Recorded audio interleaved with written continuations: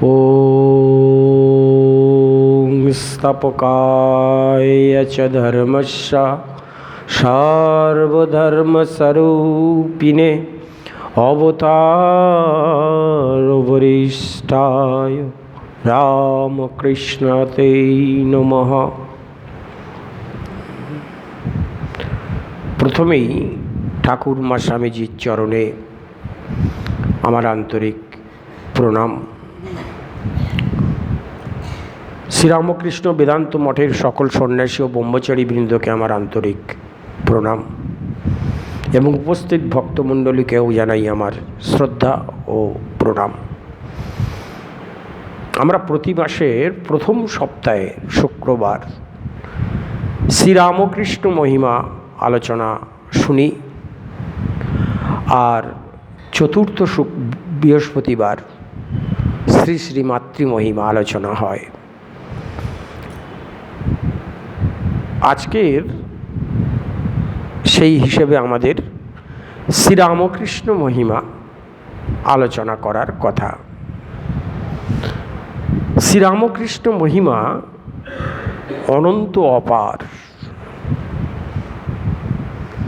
এই যেমন বলে শেষ করা যায় না, তেমন শুনেও শেষ করা যায় না।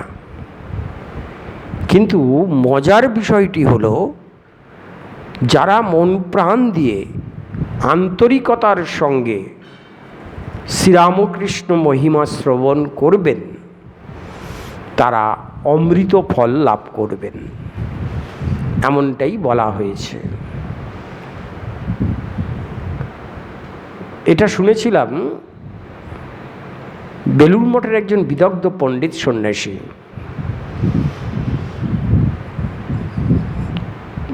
তিনি রিটায়ার্ড লাইফে ছিলেন। তো স্বামী আত্মবোধানন্দজি আমাকে একদিন বললেন যে, দেখো তুমি বেলুড় মঠে একজন সাধুর সঙ্গে দেখা করতে পারো, খুব পণ্ডিত সাধু। গিয়েছিলাম, প্রায়ই যেতাম। একটা সময় ছিল যখন বেলুড় মঠে সন্ধ্যা নামলেই ঠাকুরকে দর্শন করে ওই আরোগ্য ভবনে ঢুকে যেতাম কোনো না কোনো সন্ন্যাসীর ঘরে। শুনতাম ঠাকুরমা স্বামীজির আদর্শে তারা কিভাবে নিজেদের জীবন গঠন করেছেন, কি কি কাজ করেছেন। আর অনুভূতির কথা জিজ্ঞেস করলে বা দর্শনাদির কথা জিজ্ঞেস করলে বেশিরভাগ সন্ন্যাসী চুপ করে থাকতেন, বলতেন না। তো যে সন্ন্যাসীর কথা বলছি তিনি এখন আর শরীরে নেই, কিন্তু আমাকে অত্যন্ত স্নেহ করতেন, ভালোবাসতেন। তার নাম ছিল পূজ্যপাদ স্বামী ভর্গানন্দ। অনেক ব্রহ্মচারীকে তিনি সংস্কৃত পড়াতেন, গীতা পড়াতেন। তা উনি বলেছিলেন যে, দেখো প্রতিদিন যদি শ্রীরামকৃষ্ণের কিছুটা কথা শ্রবণ মনন স্মরণ করতে পারো, তাহলে অমৃত ফল লাভ করা যায়।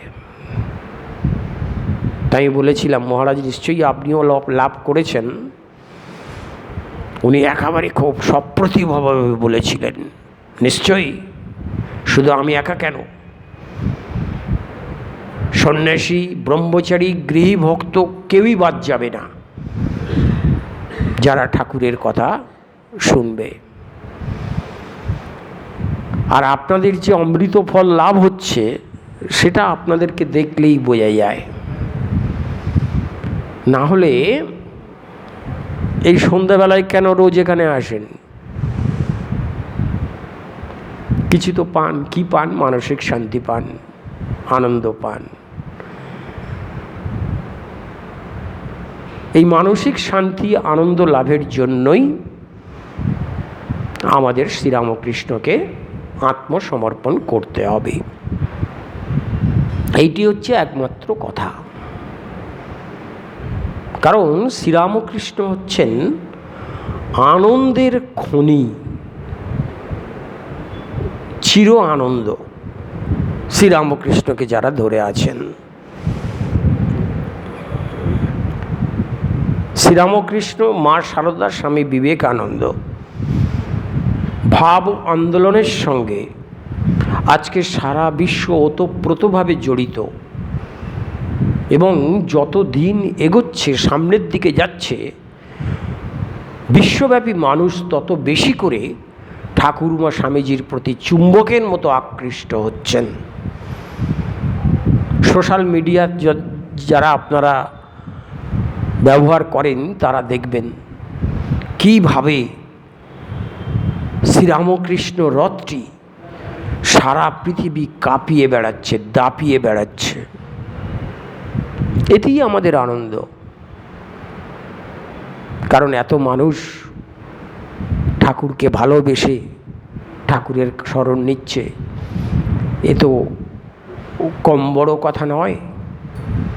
তো এই দিব্যত্রয়ীর ভাব আন্দোলনের সঙ্গে যারা যুক্ত আছেন,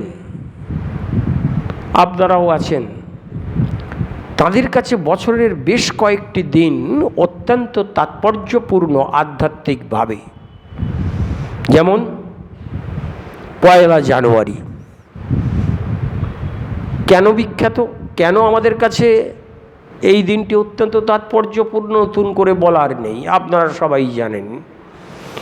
এইভাবে ঠাকুরের জন্মতিথি, মায়ের জন্মতিথি, স্বামীজির জন্মতিথি, ঠাকুরের পার্ষদ সন্ন্যাসীদের জন্মতিথি সবই আমাদের কাছে অত্যন্ত আধ্যাত্মিক গুরুত্বপূর্ণ দিন হিসেবে আমরা পালন করে থাকি। কিন্তু এর বাইরেও বেশ কিছু দিন আছে যেগুলো নিয়ে খুব একটা আলোচনা হয় না। আমি জানি না যে দিনটির কথা আজকের আলোচনা হবে সেই তারিখটি সম্পর্কে আপনাদের কোনো ধারণা আছে কি না। ধারণা থাকতেই হবে তেমনটা নয়। তারিখটা হচ্ছে 11 ফেব্রুয়ারি 1886, 1886 সালের 11ই ফেব্রুয়ারি। এই দিনটি শ্রীরামকৃষ্ণ সাম্রাজ্যের ভিত্তিপ্রস্তর স্থাপনের দিন বলা যায়। তখন ঠাকুর আছেন কাশীপুর উদ্যানবাটিতে। শরীরের অবস্থা খুব একটা ভালো নয়, ক্রমশ শরীর খারাপ হয়ে যাচ্ছে, কিন্তু ঠাকুরের কথা বলার বিরাম নেই, কথা বলেই যাচ্ছেন। হয়তোবা অপেক্ষা করছিলেন এই 11 তারিখটির জন্য। কেন 11 তারিখটা আজকের আমরা আলোচনায় রেখেছি? এই আলোচনা যখন শেষ হবে তখন আমরা বুঝতে পারব 1 জানুয়ারি ঠাকুরের জন্ম তারিখ, মায়ের জন্মদিন, স্বামীজির জন্মদিন বা অন্যান্য পার্শ্বদের জন্মদিনের মতোই এটাও সমান গুরুত্বপূর্ণ একটি দিন। কি ঘটেছিল এই 11ই ফেব্রুয়ারি কাশীপুর উদ্যানবাটিতে? ঠাকুর এই দিনটির জন্য অপেক্ষা করছিলেন। সেদিন ভোরবেলা থেকেই ঠাকুরের শরীর খুব খারাপ, মানে বাঁ পাশ ফিরে শুয়ে থাকলে ডান পাশ ফিরতেও ঠাকুরের অসুবিধা হচ্ছে। কিছু তো খেতে পাচ্ছেনই না, কিন্তু সামান্য শরীরের নড়াচড়া করতেও ঠাকুরের খুব অসুবিধা হচ্ছে। ভোরবেলায় সেবক এসছেন, সেবককে বলছেন, ওরে আমাকে একটা ছোট্ট কাগজের টুকরো আর একটা পেন্সিল দিয়ে যেত। সেবক দিয়ে গেলেন, বললেন দরজাটা একটু বন্ধ করে দে, পরে আসিস। সেবক দরজা বন্ধ করে দিয়ে চলে গেলেন। ঠাকুর সেই পেন্সিল দিয়ে ছোট্ট কাগজটির উপরে খসখস করে কী সব লিখে ফেললেন। লিখে ফেলে কাগজটা মুড়ে বালিশের তলায় রেখে আবার বাঁ পাশ ফিরে শুয়ে পড়লেন। যত বেলা বাড়ছে তখন সাধারণ গৃহভক্তদের ঠাকুরের ঘরে প্রবেশের অধিকার ছিল না। অন্তরঙ্গ যারা শিষ্য ছিলেন তাদের যাতায়াত ছিল, পালাক্রমে তারা সেবা করছেন ঠাকুরের।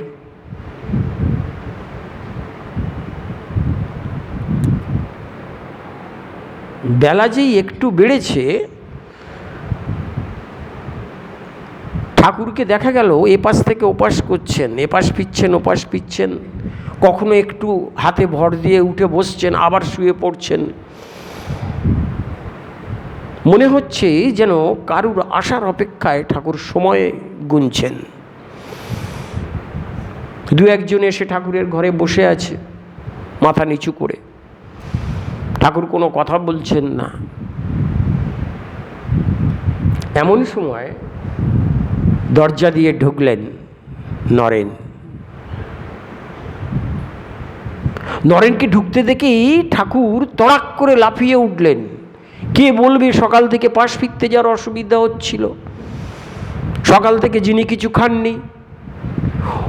নরেনকে দেখেই আনন্দে আত্মহারা হয়ে বলছেন, তুই এসেছিস, আয় আয়, তোর জন্যেই তো বসেছিলুম, তোর জন্যেই তো অপেক্ষা করছিলুম, আয় আয় আয়।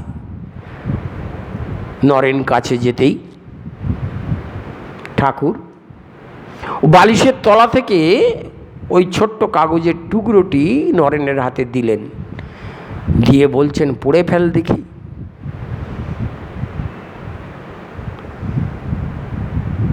নরেন পড়ে ফেললেন। কিন্তু তারপরের ঘটনাটা খুবই বেদনাদায়ক। কেন বেদনাদায়ক? নরেন তো পড়লেন, পড়ার পর অত্যন্ত তাচ্ছিল্য সহকারে, বিদ্রূপ সহকারে ঠাকুরের দেওয়া, ঠাকুরের লেখা সেই কাগজটি দলা পাকিয়ে কাশীপুরের যে উদ্যানবাটির ঘরটিতে ঠাকুর থাকতেন, আপনারা অনেকেই গিয়েছেন, ওই ঘরের পশ্চিম কোণে ছুঁড়ে ফেলে দিলেন। ঠাকুর মর্মাহত হলেন, বেদনাহত হলেন। কারণ নরেন যে তার আত্মার আত্মা, প্রাণের প্রাণ, কত কষ্ট করে শারীরিক অসুস্থতার মধ্যেও কি একটা লিখে নরেনকে পড়তে দিয়েছিল। নরেন তো কোনো প্রত্যুত্তর করলেন না ঠাকুর কি লিখেছিলেন, এমনকি এমন ভাব দেখিয়ে সেই কাগজখানা ছুঁড়ে ফেলে দিলেন যে ঠাকুরের যা লিখেছেন তাতে নরেনের খুব একটা মনোপুত হয়নি। নিশ্চয়ই নরেনকে উদ্দেশ্য করে কোনো লিখেছিলেন চিঠি। ঠাকুর কষ্ট পেলেন, শুয়ে পড়লেন। ঠাকুরের দু চোখে জল এসে গেল। নরেনের তাতে কোনো ভ্রুক্ষেপ নেই। ঘরের এক পাশে গিয়ে নরেন বসে পড়ল। আচ্ছা, ঠাকুর কি লিখতে পারেন যা পড়ে নরেনের খুব একটা ভালো লাগেনি?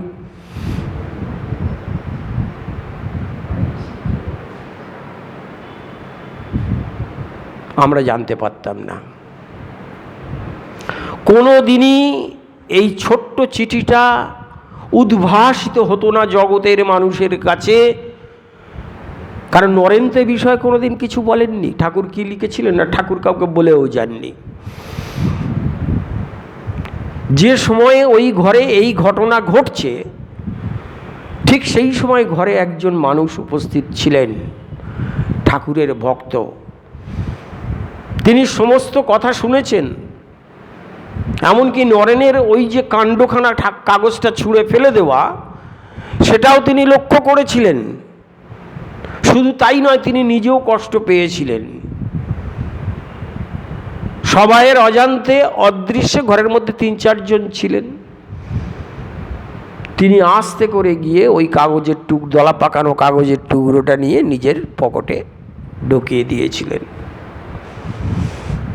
তারপর দুপুর হলে যে যার মতো বাড়ি চলে গেল। যিনি কাগজের টুকরোটি কুড়িয়ে নিয়েছিলেন তার একটা তীব্র উৎকণ্ঠা, উদ্বেগ, আগ্রহ যাই বলি না কেন, মনে মনে হচ্ছিল বাড়ি ফিরে আসা পর্যন্ত যে কি এমন ঘটল যে নরেন তার গুরু শ্রীরামকৃষ্ণের জন্য নিজের হৃৎপিণ্ডটা উবড়ে দিতে পারেন,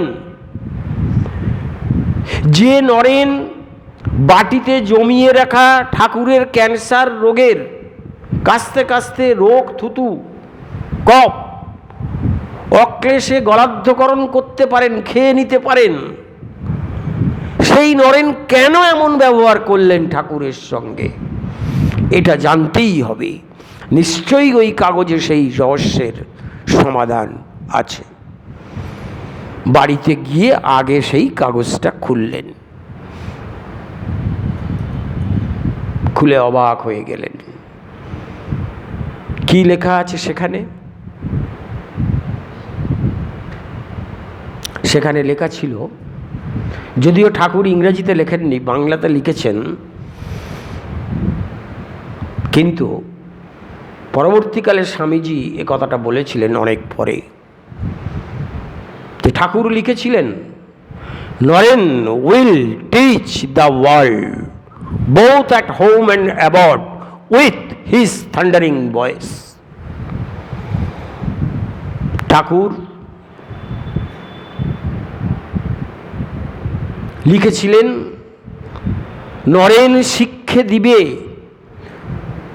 ঘুরে বাইরে যখন হাঁক দিবে, জয় প্রেমময়ী রাধে।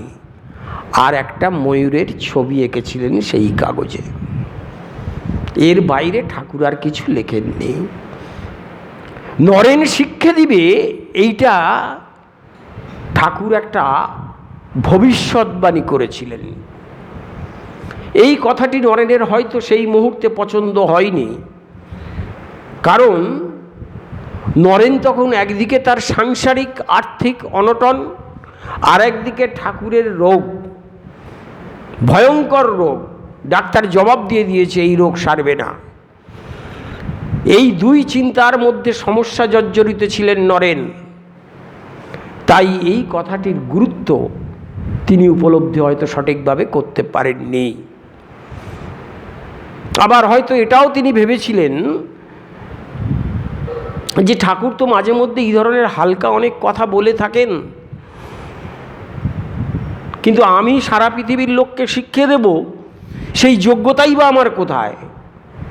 কারণ নরেন্দ্রনাথ দত্ত তো তখন স্বামী বিবেকানন্দে রূপান্তরিত হননি। তিনি নিজেকে চিনতে পারছেন না, বুঝতে পারছেন না যে জগৎ তার জন্য অপেক্ষা করছে। এবং শ্রীরামকৃষ্ণের এই যে ভবিষ্যৎবাণী, নরেন শিক্ষা দিবে, এটা যে কতটা সত্যে পরিণত হবে এমন আন্দাজ নরেন করে উঠতে পারেননি। তাই তিনি কাগজটিকে ছুঁড়ে ফেলে দিয়েছিলেন। কিন্তু যিনি কাগজের টুকরোটি নিয়ে চলে গেলেন, তিনি এটি প্রকাশ না করলে আমরা জানতে পারতাম না 11ই ফেব্রুয়ারির গুরুত্বটা কি। তিনি ঠাকুরের হাতের লেখা যেমন, সেটাকে ফটোকপি করে তাঁর যে বই প্রথম বেরোলো, সেই বইয়ের প্রথমে ভূমিকার ঠিক আগেই এটাকে ছেপে দিয়েছিলেন। তার নাম মাস্টারমশাই মহেন্দ্রনাথ গুপ্ত। প্রথম যখন কথামৃত প্রকাশিত হয়, সেখানে মাস্টারমশাই কাজটি করেছিলেন। আমরা এটা পরবর্তীকালে লক্ষ্য করেছি, দেখেছি, তাই জানতে পেরেছি যে উত্তরাধিকার সূত্রে বিশ্বব্যাপী যে শ্রীরামকৃষ্ণ সাম্রাজ্য একদিন গড়ে উঠবে, তার মূল নায়কই বলা যায় স্বামী বিবেকানন্দ। স্বামী বিবেকানন্দকে উদ্দেশ্য করে ঠাকুর এই ঐতিহাসিক দলিলটি নিজের হাতে লিখে নিজের নাম স্বাক্ষর করে দিয়েছিলেন। কিন্তু এই লেখা কি আপনারা দেখেছেন? ঠাকুরের অরিজিনাল হাতের লেখাটা দেখেছেন? বেশ, এখানে একটা প্রসঙ্গ একটু মনে পড়ে যাচ্ছে। সেটা হচ্ছে, নরেন প্রায়ই ঠাকুরকে তীব্র ভাষায় আক্রমণ করতেন। কোনো রকম বেফাঁস কোনো কথা ঠাকুর হয়তো ঠিক বলছেন, কিন্তু নরেনের মনে হচ্ছে বেফাস কথায়, কথাটার কোনো গুরুত্ব নেই। ওই জন্যই নরেন বলতেন, আপনার মধ্যে আপনি মহামূর্খ, আপনি উল্টোপাল্টা সব বলেন, পাগলের প্রলাপ বকেন, আপনার মাথা খারাপ আছে, আপনি মূর্খ, আপনি কি জানেন, ইত্যাদি ইত্যাদি ভাষায় কথা বলতেন। ঠাকুরের খুব রাগ হতো। নরেন যখন ঠাকুরকে এ কথা বলতেন, ঠাকুর পরবর্তীকালে আবার ভক্ত প্রসঙ্গ করতে গিয়ে বলতেন, জানো নরেন না আজ আমাকে মূর্খ বলেছে। খুব অভিমানহত হয়ে কথাটা বলতেন। কিন্তু আবার এই ঠাকুরই নিজে মুখে বলছেন একদিন, আমি হলুম গিয়ে মহামূর্খ। ঠাকুর নিজে বলছেন মহামূর্খ। আর শ্রীরামকৃষ্ণ মানেই সত্যস্বরূপ। শ্রীরামকৃষ্ণের সমগ্র জীবনে আমরা কোথাও দেখিনি, দেখতে পাইনি, পাবও না যে তিনি সত্য থেকে বিচ্যুত হয়ে মিথ্যার আশ্রয় নিয়েছেন। ঠাকুরের জীবনটাই একটা ফিলোসফি। তার প্রাত্যহিক জীবনের প্রতিটি কথা, প্রতিটি চলা একটা অসাধারণ আদর্শ মানুষ তৈরি হওয়ার শিক্ষা দেয়। ঠাকুর নিজে যে কথাগুলো বলতেন, নিজের জীবনে সেগুলো পালন করে দেখাতেন। আর আমরা ঠিক হয়েছি উল্টো, মুখে যা বলি কাজে তা করি না, আর কাজে যা করি মুখে তা বলি না। ঠাকুরের কথায় ভাবের ঘরে চুরি। ঠাকুর প্রেসক্রিপশন করলেন, বললেন সত্যই কলির তপস্যা। এর আগে কোনো অবতার পুরুষে কথা বলেননি। কিচ্ছু করতে হবে না, ধ্যান জপ পুজো অর্চনা পাঠ কিচ্ছু করার দরকার নেই। তুমি শুধু সত্যে নিজেকে প্রতিষ্ঠিত করো। এখানে একটি কথা আছে, ঠাকুর বলছেন কায় মন বাক্যে তোমাকে সত্যে প্রতিষ্ঠিত হতে হবে। সত্য বলতে আমরা কি বুঝি? সাধারণত সত্য কথাটা বলা, তা কিন্তু নয়। শাস্ত্রে আছে মানুষ প্রতিদিন 32 ধরনের মিথ্যা আচরণ করে চলেছে। ঘুরিয়ে বললে মানুষকে প্রতিদিন 32টি সত্য মেনে চলতে হবে। এইটাই ঠাকুর বলছেন কায় মন বাক্যে। কায় মানে কি? শরীর। আচ্ছা, শরীর দিয়ে কিভাবে আমরা সত্যে প্রতিষ্ঠিত থাকব, বা শরীর দিয়ে প্রতিদিন কিভাবে আমরা মিথ্যা আচরণ করছি, আমরা কেউ কি জানি? জানি না। ভগবান পরমেশ্বর শ্রীকৃষ্ণের গুরুদেব সান্দীপনী মুনি এ বিষয়ে সবিশেষ আলোকপাত করেছেন। তিনি বলছেন মানুষ ভ্রমবশত, অজ্ঞানতাবশত প্রতিদিন তার শরীর দিয়ে বেশ কিছু মিথ্যা আচরণ করে। তার মধ্যে নাম্বার 1 এই জিহ্বা দিয়ে মিথ্যা কথা বলা। মিথ্যা কথা বলা একদম 1 নম্বরে আছে। শরীরের অঙ্গ তো জিহ্বা, ঠোঁট। কেন জিহ্বা দিয়ে মিথ্যা কথা বলতে নেই? কারণ জিহ্বায় দেবী সরস্বতীর বাস। এই জন্য একটিও মিথ্যা বলা উচিত নয়। এছাড়াও আর কি কি মিথ্যা আচরণ হচ্ছে শরীর দ্বারা? আচার্য শঙ্কর বলেছিলেন এই জগতে 3টি জিনিস অতি দুর্লভ। সেটি 1 মনুষ্য জন্ম প্রাপ্তি, এটা ঈশ্বরের কৃপা ছাড়া হয় না। মানুষ জন্ম ঈশ্বরের কৃপা ছাড়া হয় না। 2 মুমুক্ষুত্ব, অর্থাৎ এই যে বারে বারে জন্মমৃত্যু চক্র ধরে আমাদেরকে ফিরে আসতে হচ্ছে, কখনো হেসে লুটোপুটি খাচ্ছি, কখনো কেঁদে গড়াগড়ি দিচ্ছি, দুঃখের কোনো অন্ত নেই এই জীবনে। এর হাত থেকে নিষ্কৃতি পাওয়া, যেটাকে ভগবান বুদ্ধদেব বলছেন নির্বাণ লাভ, দুঃখের পরপারে যাওয়া।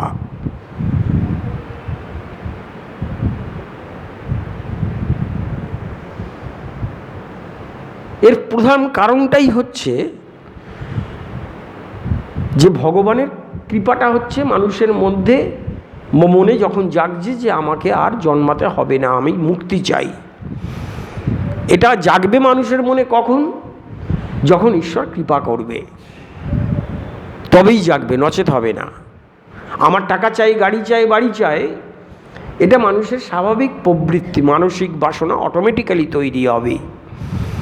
কিন্তু আমি মুক্তি চাই, আমি ঈশ্বর সান্নিধ্যে গিয়ে তার সঙ্গে বাস করতে চাই, এমন মনোভাব কোনো মানুষ নিজের থেকে করতে পারবেন না যতক্ষণ না ঈশ্বরের কৃপা হচ্ছে। আর 3 হচ্ছে মহাপুরুষ সংস্রব, মহাপুরুষের সান্নিধ্য লাভ, সাধু সঙ্গ, সৎ কথা শোনা, এগুলো ঈশ্বরের কৃপা ছাড়া সম্ভব নয়। এই যে আপনারা বেদান্ত মঠে আসছেন, এত সাধু সঙ্গ করছেন বা সৎ কথা শুনছেন, প্রতিদিন আসেন, এটা ধরেই নিন 100% প্রমাণিত সত্য যে আপনাদের ওপরে শ্রীরামকৃষ্ণের কৃপা আছে, না হলে আপনারা কেউই এখানে আসতে পারতেন না। এই এলাকায় কত মানুষ আছে, এই মুহূর্তে গিয়ে দেখুন চায়ের দোকানে বসে আড্ডা মারছে, না হলে বাড়িতে বসে রিমোট কন্ট্রোল টিপে নানান ধরনের সিরিয়াল দেখছে। আর আপনাদের কি বুদ্ধি হলো যে আপনারা এখানে চলে এলেন, 1 ঘন্টার সময় কাটাবেন? ঈশ্বরের কৃপা হয়েছে তাই। তাই ঈশ্বরের কৃপাতে মনুষ্য জন্ম লাভ হয়েছে। আমি অঙ্গীকারবদ্ধ হয়েছি ঈশ্বরের কাছে যে তুমি আমাকে মানুষ করে পাঠাচ্ছ, মনুষ্যচিত সকল কর্ম আমি করব প্রতিদিন, প্রতি মুহূর্তে, ইচ অ্যান্ড এভরি মোমেন্ট।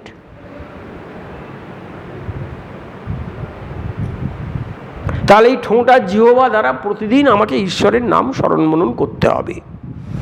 উচ্চই স্বরে হরে কৃষ্ণ কৃষ্ণ কৃষ্ণ হরে হরে এই মহামন্ত্র উচ্চারণ করতে হবে, কথামৃত পাঠ করতে হবে, গীতা পাঠ করতে হবে। এগুলো যদি না করি তাহলে আমার জিহ্বা আর ঠোঁট মিথ্যা আচরণ করছে। কারণ আমি তো কথা দিয়ে এসেছি, সেটা ভুলে গিয়েছি। মায়ার রাজ্যে প্রবেশ করেই যখন কন্ট্যাক্ট হচ্ছে, ঈশ্বর বলছেন তোমাকে মানুষ করে পাঠাচ্ছি, কন্ডিশন আছে, তোমাকে এই কাজগুলো করতে হবে, তখন আমি সব কাজে হ্যাঁ বলেছি। কিন্তু যেই মায়ের পেট থেকে বেরিয়ে গেলাম, মায়ার রাজ্যে প্রবেশ করলাম, ঈশ্বরকে কি কথা দিয়েছি সব ভুলে গেলাম। সে তো কত দূরের কথা। আজ যাকে কথা দিচ্ছি কাল তার সঙ্গে বেইমানি করছি, কথা রাখছি না। কায় শরীর দিয়ে একটা মিথ্যা আচরণ দেখলাম। 2 চোখ, চোখ দিয়ে গেছি কি শুধু প্রকৃতিকে দেখার জন্য ঈশ্বর? তা নয়, চোখ দিয়েছেন বিগ্রহ দর্শন করার জন্য।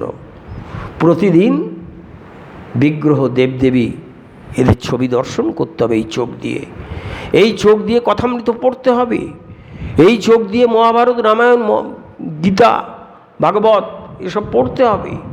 নাহলে তুমি প্রতিদিন প্রতি মুহূর্তে চোখ দিয়ে মিথ্যা আচরণ করছো।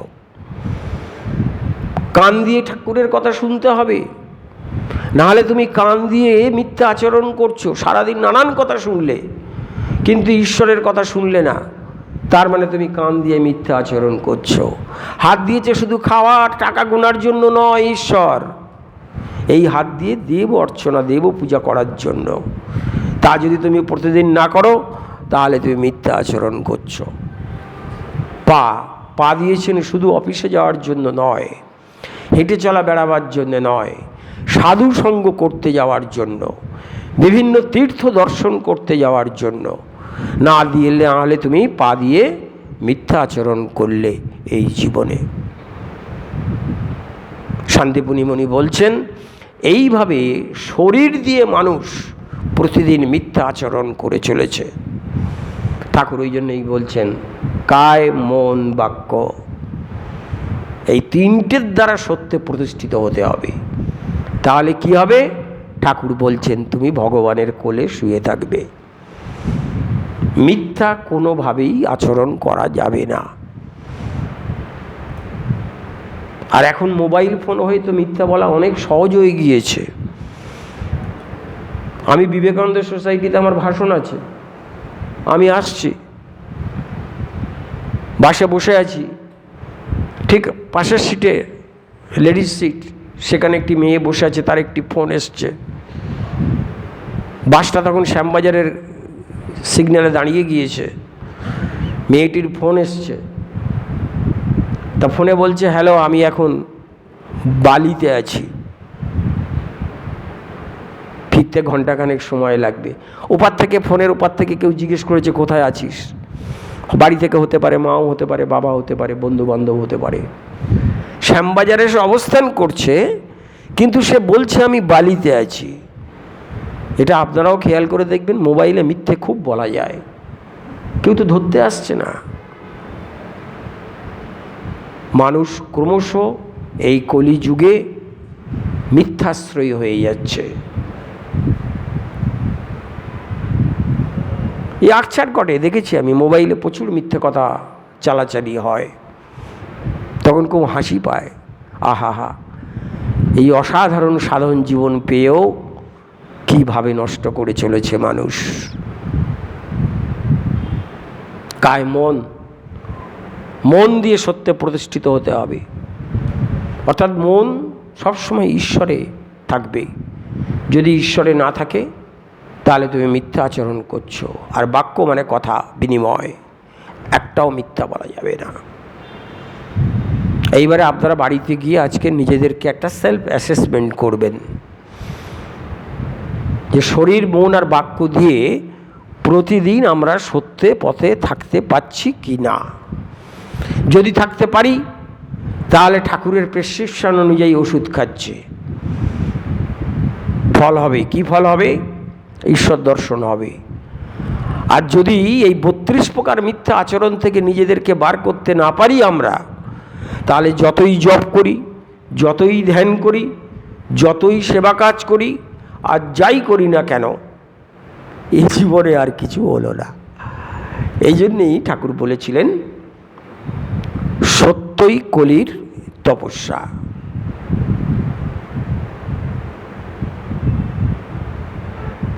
ফেব্রুয়ারি ঠাকুর তাই লিখেছিলেন, নরেন শিক্ষে দিবে। নরেন মহামূর্খ বললে ঠাকুরের রাগ হতো, কিন্তু ঠাকুর নিজে যখন বলতেন আমি মহামূর্খ, তখন খুব হেসে হেসে বলতেন। যে লেখাটার কথা বললাম, যে চিঠিটি লিখেছিলেন নরেনকে উদ্দেশ্য করে ঠাকুর, যেহেতু মুখ থেকে বেরিয়ে গিয়েছে আমি মহামূর্খ, যদি পণ্ডিতে দেখাতে যান ঠাকুর, তাহলে মিথ্যা আচরণ হয়ে যাচ্ছে। সেজন্যই দেখবেন ওই লেখাটা যদি বাড়িতে থাকে, আজকের গিয়ে দেখবেন সেখানে ইচ্ছাকৃতভাবে ঠাকুর দু একটি বানানে ভুল লিখেছেন। কারণ ওই যে মুখ থেকে বেরিয়ে গিয়েছে আমি মহামূর্খ, সেখানে লিখতে গিয়ে যদি বানান সব সঠিক হয়, তাহলে তো ওই কথাটার সত্য বলে প্রমাণিত হলো না। ওই জন্যে ঠাকুর ইচ্ছা করেই ওখানে কয়েকটি বাংলা বানানে ভুল আছে। কতটা সত্যে প্রতিষ্ঠিত থাকলে এমনটা করা যায়। আমাদেরকেও সেই ঠাকুরের জীবন দর্পণে নিজেদেরকে দেখতে হবে, ঠাকুরের আয়নায় নিজেদেরকে প্রতিদিন দেখতে হবে। ঠাকুর বলছেন, নরেন শিক্ষে দিবে। কি শিক্ষা দেবে? নরেন তো বিএ পাস, কি শিক্ষা দেবে? Bengali, mathematics, history, geography, life science, physical science, জগৎকে তিনি কি শিক্ষা দেবেন? চাকরি তো পেয়েছিলেন স্কুলে মাস্টারির, কিন্তু সে চাকরি কপালে টেকলো না। তাহলে তিনি জগৎকে কি শিক্ষা দেবেন? ঠাকুর তো তার কোনো উল্লেখ করলেন না, বললেন নরেন শিক্ষা দিবে, ব্যাস, সেন্টেন্স কমপ্লিট। নরেন এই শিক্ষা দেবে বললেন না ঠাকুর। আসলে ওই কথাটির মধ্য দিয়েই ঠাকুর নরেনকে বোঝাতে চাইলেন, দেখ, তোকে যা যা শেখাচ্ছি, যা যা বলছি, এগুলো সব মানব কল্যাণের জন্য বলছি। তুই এই শিক্ষাই জগৎকে দিবি। কি সেই শিক্ষা? আমাদের শাস্ত্রে আছে বিদ্যা দু ধরনের, পরাবিদ্যা আর অপরাবিদ্যা। অপরাবিদ্যা কি? এই ফিজিক্স, কেমিস্ট্রি, বায়োলজি এটসেট্রা, এগুলো শিখে কী লাভ হয়? দৈনন্দিন জীবনে আমরা বিভিন্ন ধরনের সুবিধা বা উপযোগ লাভ করতে পারি। টাকা হয়, গাড়ি হয়, বাড়ি হয়, খাওয়া হয় এই অপরাবিদ্যার সাহায্যে। তার জন্যই আমাদের physics, chemistry, history, geography, mathematics, engineering, ডাক্তারি, ওকালতি এসব বিদ্যা অর্জন করতে হয়। সে বিষয়ে নানান ধরনের বইও আছে। আর পরাবিদ্যা কি হলো? অপরাবাদ বিদ্যা দিয়ে জগতের সব কিছু জানা সম্ভব বাইরের, কিন্তু তোমার অন্তর্জগৎ, তুমি মানুষ, তোমার অন্তর্জগতের কথা তুমি জানবে কিভাবে? তার জন্যই তৈরি হলো পরাবিদ্যা। এই পরাবিদ্যা বিষয়ক বিভিন্ন বই আছে, 4টি বেদ আছে, 108টি উপনিষদ আছে, 22টা পুরাণ আছে, সে লিস্ট দীর্ঘ। এইগুলো পড়লে মানুষ জানতে পারবে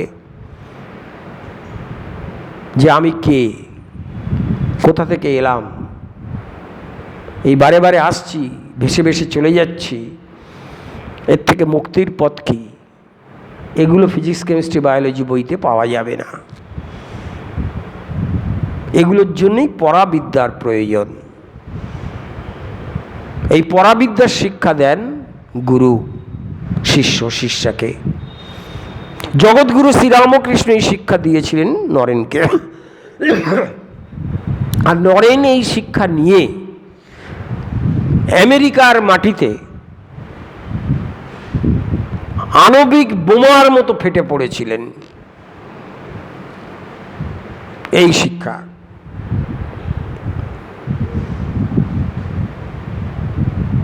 শিক্ষাই স্বামীজি দিয়েছেন। তিনি যতদিন তার শরীরে ছিলেন এই শিক্ষাই তিনি জগৎকে দিয়েছেন। কি শিক্ষা? মানুষের জীবনের উদ্দেশ্য কি? শ্রীরামকৃষ্ণ বলছেন ঈশ্বর লাভ বা ঈশ্বর দর্শন। শ্রীরামকৃষ্ণ অসাধারণ কথা বলছেন তোমরা কালো, ছোট, গোল রঙের পাথরকে নারায়ণ শিলা জ্ঞানে পূজা করো, কিন্তু এমনও মানুষ আছে যারা ওই শালগ্রাম শিলার চেয়েও বড়। গুরুর পদতলে বসে স্বামী বিবেকানন্দ এই কথাটা শুনেছিলেন। তাই স্বামী বিবেকানন্দ বলছেন পরবর্তীকালে নিজের ভাষায়, man could be even greater than god. মানুষ ভগবানের থেকেও বড় হতে পারে। Man is god himself. Swamiji বলছেন মানুষই স্বয়ং ঈশ্বর। এই শিক্ষা দেওয়ার জন্যেই নরেনকে উদ্দেশ্য করে ঠাকুর ওই দস্তাবেজ, দলিল যাই বলি না কেন লিখেছিলেন। আমরা তো ভুলে গিয়েছি। কি ভুলে গিয়েছি?